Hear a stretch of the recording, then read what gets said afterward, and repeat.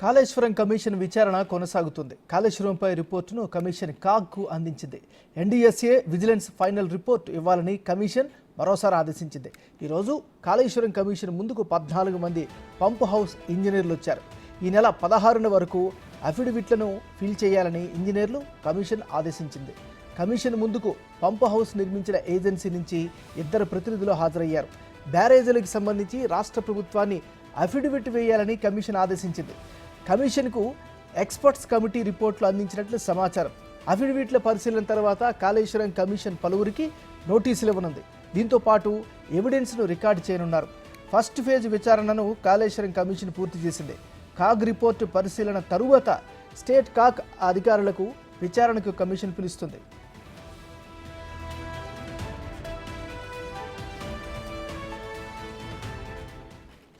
ఇక లేటెస్ట్ అప్డేట్స్ని మా రిపోర్టర్ వెంకట్ అందిస్తారు. వెంకట్, చెప్పండి.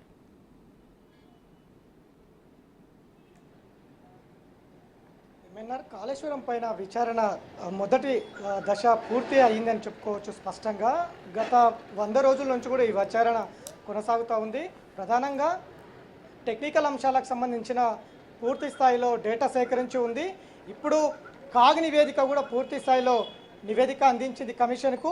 ఇక విజిలెన్స్ అట్లనే NDSA national dam safety authority ఈ 2 నివేదికలు రావాల్సి ఉంది. మరోసారి కూడా ఇటు విజిలెన్స్కి అటు ఎన్డీఎస్ఏకి లేఖ రాసింది కమిషన్.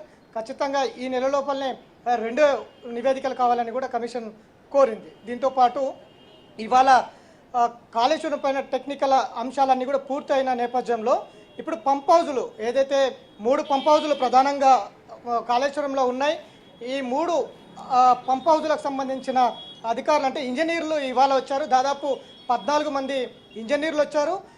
కమిషన్ పరిధిలో లేనటువంటి పంప్ హౌజులకు సంబంధించిన ఇంజనీర్లను ఇవాళ పిలిపించింది. అంటే కాళేశ్వరంకి సంబంధించిన పరిధిలో లేదు పంప్ హౌజులకు సంబంధించి విచారణలకు సంబంధించి, కానీ సమాచారం కోసం మాత్రమే వారిని పిలిపించాను. వాళ్ళ దగ్గర డేటా సేకరించే పనిలో కమిషన్ ఉంది. ఇవాళ 14 మందిని విచారించింది. ఏదైతే కమిషన్ ముందు చెప్పుకున్నటువంటి అంశాలన్నీ కూడా అఫిడవిట్ల రూపంలో ఇవ్వాలని కూడా కోరింది. ఈ 14 మందికి సంబంధించిన అఫిడవిట్లన్నీ కూడా ఈ నెల 16వ తారీఖు రోజు వరకు ఇవ్వాలని గడువు కూడా ఇచ్చింది. వీరితో పాటు 2 ఏజెన్సీలకు సంబంధించిన ప్రతినిధులు కూడా కాళేశ్వరం కమిషన్ ముందు హాజరయ్యారు. దాంట్లో ప్రధానంగా ఈ పంప్ హౌస్లకు సంబంధించిన దాంట్లో మెగా ఇన్ఫ్రాస్ట్రక్చర్ కంపెనీకి సంబంధించి ప్రధాన పాత్ర పోషించింది. కాబట్టి వారికి సంబంధించిన వాళ్ళు కూడా వచ్చినట్టు సమాచారం అందుతుంది. కమిషన్ అయితే 2 ఏజెన్సీ సంస్థలకు సంబంధించిన ప్రతినిధులతో పాటు పంప్ హౌస్లకు సంబంధించిన 14 మంది ఇంజనీర్లు ఇవాళ కమిషన్ ముందు హాజరయ్యారు. దాంతోపాటు కాళేశ్వరం ఆడిటర్ సంబంధించి పద్మావతి గారు కూడా ఇవాళ కమిషన్ ముందు హాజరయ్యి ఆడిట్కి సంబంధించిన కాళేశ్వరం ఆడిట్కి సంబంధించిన అంశాలన్నీ కూడా కమిషన్ ముందు ఉంచినట్టు మనకు సమాచారం. దీంతో పాటు ఏదైతే ఇప్పటి వరకు టెక్నికల్ అంశాలకు సంబంధించిన ఏవైతే విచారణ పూర్తయిందో ఈ డేటా అంతా సేకరించి ఉంది, వీటి మీద పరిశీలన చేస్తూ ఉంది. అట్లనే దాదాపు 20 మందికి పైగా విచారణ కొనసాగించింది. 20 మందికి సంబంధించిన అఫిడవిట్లు కూడా ఇప్పటికే తీసుకొని ఉంది. ఈ 20 మందికి సంబంధించిన అఫిడవిట్ల పరిశీలన కూడా అంటే చివరి దశలో ఉంది. ఇప్పటికే పరిశీలనలు పూర్తి స్థాయిలో పరిశీలిస్తుంది కమిషను. చివరి దశలో ఉంది. ఈ చివరి దశ పూర్తి స్థాయిలో పరిశీలించిన తర్వాత అఫిడవిట్లో ఉన్నటువంటి ఏవైతే ఆధారాలు ఉన్నాయో ఈ ఆధారాల ప్రకారంగా మరికొంతమందికి కమిషన్ నోటీసులు జారీ చేసే అవకాశం స్పష్టంగా కనిపిస్తుంది. ఈ అఫిడవిట్ల పరిశీలన తర్వాత ఎవరికైతే నోటీసులు ఇస్తుందో వారిని అందరినీ కూడా కమిషన్ ముందుకు హాజరుగామని చెప్తుంది. హాజరైన తర్వాత వారు అందరి కూడా ఎవిడెన్స్ అంది కూడా రికార్డ్ చేసే అవకాశం అయితే స్పష్టంగా కనిపిస్తుంది. మొత్తం మీద ఈ 100 రోజుల్లో టెక్నికల్ అంశాలన్నీ కూడా పూర్తి చేసుకున్నది.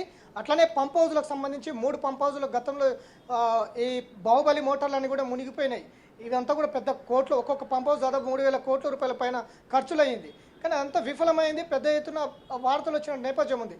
అయినప్పటికీ పంప్ హౌజులు కమిషన్ పరిధిలో లేనప్పటికీ వారందరినీ కూడా ఇంజనీర్లందరినీ కూడా పిలిపించి వారిని విచారణ చేపట్టింది. వారికి కూడా అఫిడవిట్లు వస్తాయి.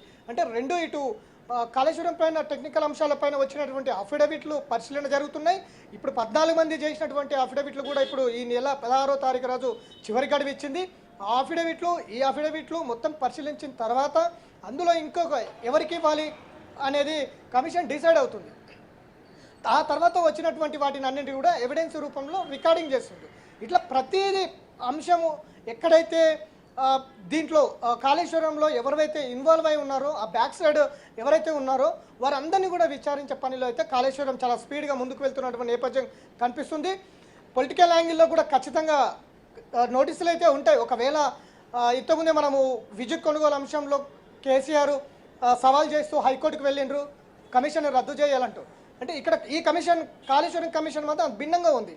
ఒకవేళ నోటీసులు ఇచ్చినప్పటికీ కూడా కేసీఆర్ కావచ్చు, హరీష్ రావు కావచ్చు, ఇంకొకరు కావచ్చు, వారిద్దరు రాకపోయినప్పటికీ నాకు ఎలాంటి భిన్నాభిప్రాయాలు ఉండవు, నేనే వెళ్ళి వివరణ కోరుతా అంటే ఆ పద్ధతి కొనసాగిస్తుంది కాళేశ్వరం కమిషన్. కాబట్టి ఇది ఒక ఇంట్రెస్టింగ్గా మారే అవకాశం అయితే స్పష్టంగా కనిపిస్తుంది. ప్రస్తుతం ఏదైతే టెక్నికల్ అంశాల మీద పూర్తయిన తర్వాత ఇప్పుడు పంప్ హౌజులకు సంబంధించి చేస్తుంది కాబట్టి, విచారణ కొనసాగిస్తుంది కాబట్టి పూర్తి సమాచారం వచ్చే అవకాశం అయితే స్పష్టంగా కనిపిస్తుంది. ఈ రెండు తర్వాత అఫిడవిట్ల పరిశీలన తర్వాత మరికొంతమందికి విచారణ నోటీసులు జారీ చేసి విచారణ చేసే అవకాశం అయితే కనిపిస్తుంది. ఇక ఇప్పటికే 2 నెలలు గడువు పెంచింది కాబట్టి ఇప్పటికే 15 రోజులు కంప్లీట్ అయిపోయింది. ఈరోజు మా అంటే 8వ తారీఖు, ఇంకొక నెల 15 రోజులు మాత్రమే సమయం ఉంటుంది. ఈ మొత్తం ఎపిసోడ్ అంతా కూడా పూర్తిగా విచారణ చేపట్టి ఒక ఎన్డీఎస్ఏ రిపోర్టు, ఇటు విజిలెన్స్ రిపోర్టు, విజిలెన్స్కి సంబంధించి ఇప్పటికే రావాల్సి ఉంది. కానీ విజిలెన్స్కి సంబంధించిన డీజీ అకాల మరణం చెందడంతో కొత్త డీజీ రావడంతో కొంత ఆలస్యమయ్యే అవకాశాలు అయితే స్పష్టంగా కనిపిస్తూ ఉన్నాయి విజిలెన్స్కి సంబంధించి. ఇక ఎన్డీఎస్ఏ రిపోర్టు కూడా పూర్తి స్థాయిలో వచ్చే అవకాశం ఉంది. ఈ నెల చివరి వరకు ఖచ్చితంగా ఈ 2 నివేదికలు వస్తాయి. ఇప్పటికే కాగు పూర్తి స్థాయిలో నివేదిక అందించింది. ఆ కాగు ఇచ్చినటువంటి నివేదిక కూడా పరిశీలిస్తుంది కమిషన్. పరిశీలించిన తర్వాత కాగు అధికారులను కూడా పిలుస్తామని కమిషన్ చెబుతుంది. ఏ విధమైనటువంటి నివేదిక ఇచ్చారు, దీని వెనకాల ఏముంది, ఎట్లా దీన్ని డిసైడ్ చేసిండ్రు, కాళేశ్వరంలో అవకతవకలు జరిగాయని ఎట్లా మీరు రాసిండ్రు అనే దాని మీద పూర్తి క్లారిటీ తీసుకునే అవకాశం అయితే కనిపిస్తుంది. కాగు అధికారులను కూడా పిలుస్తారు, కాగు అధికారులను కూడా విచారించే అవకాశం స్పష్టంగా కనిపిస్తుంది. ఇట్లా ప్రతి అంశంలో ప్రతిదీ క్షుణ్ణంగా పరిశీలించి విచారణ అయితే వేగవంతం చేసిందని చెప్పుకోవచ్చు. ఖచ్చితంగా ఏదైతే కాళేశ్వరంకి సంబంధించి మేడిగడ్డ, అన్నారం, సుందిల్ల ఈ ప్రాజెక్టులకు సంబంధించిన ప్రతి అంశంలో ఇన్వాల్వ్ అయ్యి విచారణ చేపడుతుంది. ఖచ్చితంగా పొలిటికల్ యాంగిల్ కూడా విచారణ ఉంటుంది. పొలిటికల్ యాంగిల్లో ఎవరిని కూడా వదిలేదు. ఒకవేళ కమిషన్ ముందుకు రావడానికి నామోషిగా ఉంటే కమిషనే వాళ్ళ ఇంటి దగ్గరికి వెళ్ళి వివరణ తీసుకుంటుంది అనేది కమిషన్ స్పష్టంగా చెప్తూ ఉన్న నేపథ్యంలో చాలా ఇంట్రెస్టింగ్గా ఉండే అవకాశం ఉంది. ఇంకొక నెల 15 రోజుల్లో బహిరంగ చర్చ కూడా ఉంది. ఎందుకంటే ఇప్పటివరకు 20 మంది అఫిడవిట్లు వచ్చినాయి కాబట్టి ఎవరైతే విచారణ కొనసాగించారో వీళ్ళందరినీ కూడా కమిషన్ ముందుకు రప్పిస్తుంది. క్రాస్ ఎగ్జామ్ అంటే బహిరంగ చర్చ, ఇటు అధికారులు, ఇటు పొలిటికల్ సంబంధించిన అంటే కాళేశ్వరంకి సంబంధించిన ఇన్వాల్వ్ అయినటువంటి ప్రతి ఒక్కరిని కూడా కోర్టులో ఏ విధంగా అయితే సంభాషణ జరుగుతుందో, క్రాస్ ఎగ్జామ్ లేకపోతే అక్కడ ఏం జరిగింది, అందరు అధికారులు ఉంటారు, ఇటు పొలిటికల్ సైడ్ నేతలు ఉంటారు, ఆ ఇన్వాల్వ్ అయినటువంటి ప్రతి ఒక్కరు బహిరంగ చర్చలు ఉంటారు, ఎదురుగా జడ్జి ఉంటారు. ఒక బహిరంగ చర్చ అయితే పెట్టే అవకాశం అయితే స్పష్టంగా కనిపిస్తుంది. ఇప్పటివరకైతే కాళేశ్వరం టెక్నికల్ అంశాలు పూర్తయ్యాయి. ఇప్పుడు పంప్ హౌజులకు సంబంధించిన ఇంజనీర్లు కూడా అఫిడవిట్లు ఈ నెల 16వ తారీఖు వరకు ఇవ్వమని చెప్పింది. ఏజెన్సీ సంస్థలు కూడా కొన్ని వచ్చి వివరణ ఇచ్చిపోతున్నాయి. పూర్తి స్థాయిలో సమాచారం ఇస్తాం, మీకు సపోర్ట్ చేస్తాం, మీకు ఎలాంటి సమాచారం ఇచ్చేందుకు సిద్ధంగా ఉన్నామనేది ఇటువైపు ఏజెన్సీ సంస్థలు చెప్తున్నాయి. కాబట్టి ఇట్లా ప్రభుత్వం సంబంధించి ఇటు విజిలెన్స్, ఇటు ఎన్డీఎస్ఏ రిపోర్ట్లు రావాల్సి ఉంది. వచ్చిన తర్వాత ఖచ్చితంగా మరి కొంతమందికి నోటీసులు అందించే అవకాశం అయితే స్పష్టంగా కనిపిస్తుంది. ఏమన్నారు?